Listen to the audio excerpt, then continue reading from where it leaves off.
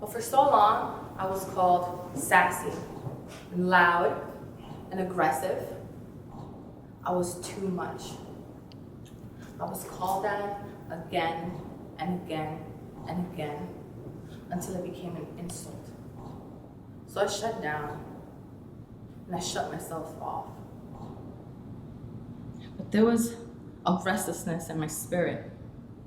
My soul was in chaos. My identity was in crisis.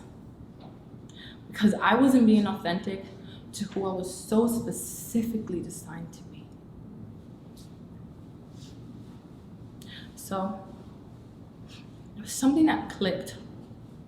Something that told me, Esthephanie, enough. It's time for you to step up.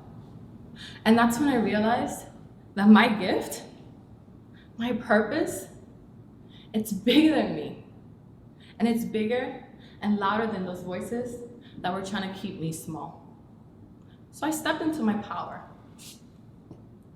And I realized that people took notice. And I wasn't blinding. I was a beacon. And I emit a light so bright that guides and inspires and celebrates those around me.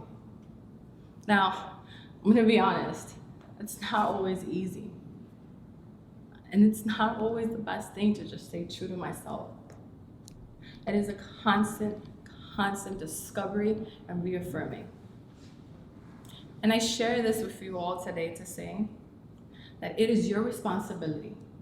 Really, it's an honor for you to be aggressively bold and lively and passionate, because in a world where we are often censored and told to conform, it is your light that's going to be a beacon for those out there to find their own form of sassiness and transform the world.